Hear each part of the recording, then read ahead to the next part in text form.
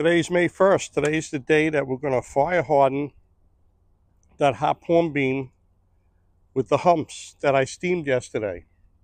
And this is my expandable gutter system. It's a $12 gutter. And I hung up the jig with the bow on it to get the right width. And underneath these coals I have tin foil. And the tin foil is built up a little more, as you can see, on the ends to match the back set.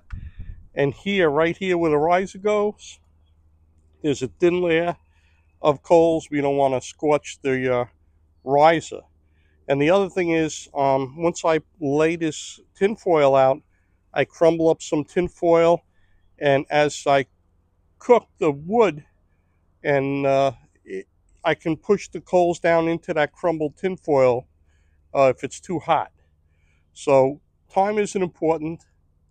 The Hop Hornbeam bow blackens, it don't brown like hickory, and that's just the way it is.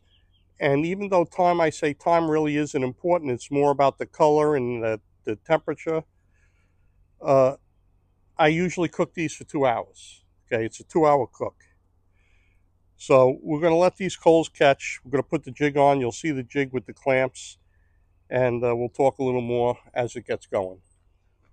Fireplace gloves and a stick are very important to this process. The stick allows you to knock the ash off every so often, and if there's a high spot you can knock the coals down. If there's a low spot you could add coals to it, or add fresh coals, or move coals from a hot spot to the low spot. And just so you know, wood combusts at around 300 degrees. I believe some woods have a lower combustion rate, like eastern red cedar. When you're first starting the coals, like I'm starting these now, the coals will smoke. You have to make sure that the coals are smoking only and not the wood. I have it a little higher now, but as these coals are catching, you want to check the temperature. So how do you check the temperature to make sure it's a proper height? Well, this is something Keith Shannon came up with. You put your palm right underneath, 1, 2, 3. And at that third count, which is like about now, you want to pull your hand out. You want common sense. You don't want to get burnt. But if it's a 1, 2, it's too hot. You got to raise it up. 1, 2, 3. Okay, I'm going to raise this one up here just 1 notch. Just because the coals are a little high. 1, 2, 3. 1, 2, 3. 1, 2, 3. The coals are catching, and that's the correct way of getting the height. You can't measure from the wood to the coals, because as the outside temperature changes, so will the height. You can't use a thermometer, because the thermometer will keep raising until you get to the temperature of the coals. 2, 3. 1, 2, 3. 1, 2, 3. 1, 2, 3. So now that the coals are catching, they actually caught. The coals are caught, and it's 11:25. We're gonna say it's 11:30 start time, and it'll take about 2 hours. So what I found out is that for me, I always fire harden these bows at 2 hours. This way, I ensure that the wood is cooked through and through. It's not overcooked. All right. From what I understand, like I said, wood combusts at 300 degrees. Fire hardening takes place at 240 degrees, thereabouts. So at 2 hours, we can ensure that we have a nice cook, and that we take off these clamps, that wood will conform to the jig. You'll have a nice back set, okay? That's the goal, to have a back set, to have no string follow after you tiller it and you shoot it. That's the goal. So I'm going to check this constantly, the temperature, but I'm going to show you every half hour what it looks like underneath. I'm going to raise it up and show you the progress as we go along. I just want to show you have to keep on checking these clamps. It's only been on for about 15 minutes, 10-15 minutes. And look, these clamps are turning, springing the wood up, tightening the wood quite a bit. So remember I said after we steam it, we're going to heat treat it, and that'll make it conform to the jig. Well, so will fire hardening. Fire hardening will permanently make the back set stay with the wood. Then we're going to look at it and just check it out and see where it needs to be snugged up. We're going to keep our eye on this one here. It'll have to be snugged up a little as it gets hotter. And once again, you don't force nothing. You will crack the wood. I'm turning gentle. Once the wood gets hot and pliable, you can turn it. The other thing is, in another 15 minutes, I'm going to take that stick and just knock ash off. I'm going to keep the coals going nice, and I'm not having the ash suffocate the coals. So 15 minutes, I'll check it again, knock some ash off, and add some coals. We're at that half-hour mark, and I had already snugged up these twice already, these clamps, and I had knocked off ash twice, and about 5 minutes ago I added some more coals. So those are the things that you have to keep up with, is knocking off ash. If you need to add coals, you add coals. Make sure that the clamps are snug, and we're going to pick this up and show you the bottom, what it looks like at the half-hour mark. I suggest you use the fireplace gloves to move it, because now that this wood is dry, if you were to fumble and the wood would hit the coals, for a second or two it could spontaneously combust, and you'll have to be fumbling to grab to take it off the coals. But if you have the fireplace gloves and it slips and it hits the coals, you just grab it anyways and pick it up. And that's the reason for fireplace gloves. I'm going to shut this off now and raise it, and I'll show you the bottom of the bow. From the bottom of the riser going to the right, we have some nice color going on, all the way down, right to the tips. Okay, from the riser going down to the left, we have nice color going on, all the way down to the tips. The more we go, the darker the color will be. Just so you know, if you're using the iPhone to record your bow builds, make sure when you're checking underneath for fire hardening that it's up high. You don't want to overheat your iPhone. So that's why I have the extra screws that are a little high. And be careful if it's windy out. You don't want it acting like a sail and blowing off and breaking your bow and your jig. Just wanted to share that with you. While this was up, I took the stick and I vigorously knocked off the ash and added more coals. And it's kind of weird. I usually go through one bag of coals, but every so often, for reasons I can't comprehend, sometimes you'll go through a little more than a bag of coals. All right, maybe the coals, just the way they are, they'll burn up a little faster.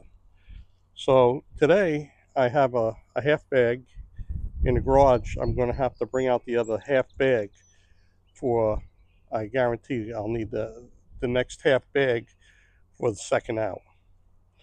But we got it going. The coals are smoking. Once again, we have to watch that it's the coal smoking and not the wood as it gets hotter. As these coals catch, you have to keep on checking the heat, and you have to raise it as the coals catch. You don't want to burn the wood. So just wanted to mention that to you. We're at that hour mark now, and I moved all the clamps over an inch. I believe that I didn't have to do that, that it's more for aesthetics, because that 240 degrees or so for fire hardening goes around everything.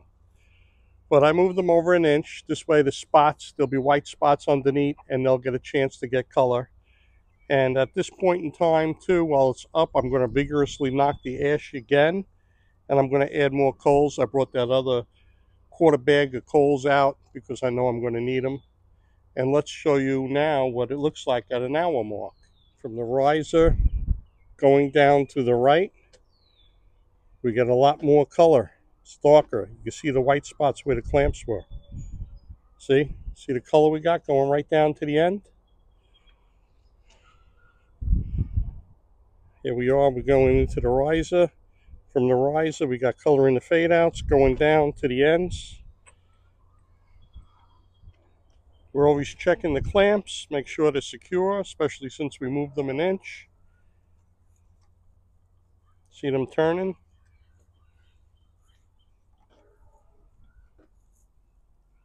Always checking the heat for the 3 count.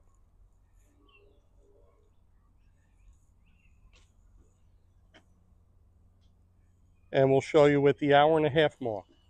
We're at that 1.5 hour mark. I tightened all the clamps again. And I just want to tell you, we're not adding any more coals now. Now all we're doing is knocking off ash. We're going to knock ash off so the coals aren't suffocating and they could throw out some nice heat for the last half hour. And then we're going to show you what the color looks like on this. And then in a half an hour, the cook will be complete. And I'll put it on the table and show you what it looks like. Starting at the riser, going to the right. We got nice color going all the way down to the tips. Going back down from the riser, color in the fade all the way down to the tips. We're at that 2 hour mark. It's cooked. I'm going to take it off, put it on the table, and show you what it looks like. Okay, it's 2 hours. It don't have a very dark color, but it was cooked evenly for 2 hours. And I'm going to see if we have a lot of springback or not. If we have a lot of springback, may cook it again. But we'll see. It's got to cool first. We're going to give it about 15 minutes and take the clamps off and see what we got.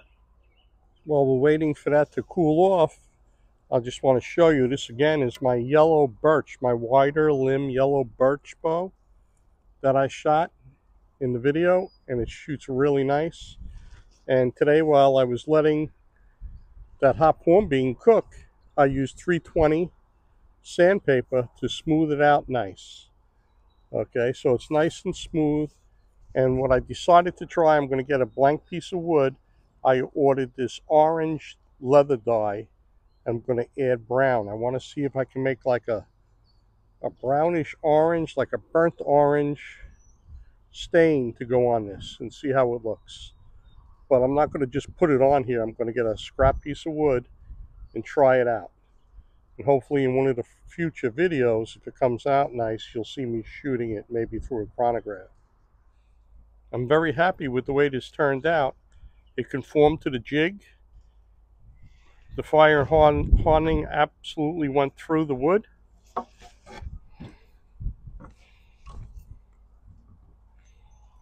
We have back set. Flip it around this way, show you. Okay. Let me show you a close-up.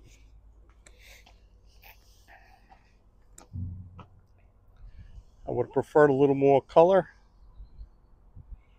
but it worked out good. Okay. This is that hop hornbeam. I'm going to show you a before and after picture of this. But something very important I want to show you is that whenever you heat treat heavy or you fire harden, what you want to do is hydrate, hydrate, hydrate. You want to put moisture back in this. Look at this wet rag. You see this dripping wet rag? You see this wet rag, how dripping it is? You want to do this a few times after it comes off the fire hardened jig. It's cool.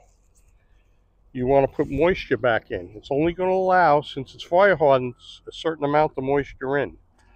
Fire hardening does make it a little bit more moisture resistant, a little hydrophobic. But what we want to do is add moisture in. And I have a lesson tomorrow and have an adult group the next day. So, but the first chance I get, we got some rain coming in. But the first chance I get, we're going to try and tiller this. I'm going to take the trouble and put buffalo horn tips on, just like it's going to be fine. And we're going to tiller it and see how it comes out. Okay. So that's really the end of this fire hardening video. The only thing I want to say to you I can't stress how important this is, that even when you heat treat wood, to put some moisture back in it. But I fire hardened and made so many really nice bows. I made bows out of all kinds of woods. You've seen what I was making them out of. Sassafras had to be fire hardened twice, but it made a nice bow. Red oak, white oak, eastern red cedar. It's not a favorite of mine. It's tends to break from what I understand, but I made a lightweight bow out of it. Yellow birch, hop hornbeam. You know, hickory is still my favorite. Hickory is really still my favorite. But I suggest that you go to Shannon Outdoors and buy his fire hardening DVD. Go in your backyard. Get permission from somebody's woodlot. Take down a tree that you're not sure if it's going to make a bow or not. Make a bow. All right? Every day you wake up, it's a great day. Get out, shoot, make a bow. Watch my other videos. There'll be a tillering video coming up on this garbage stave. There'll be a garbage stave tillering video. Okay? So, within about a week or so, because of weather. Thanks for watching. Watch all my other videos.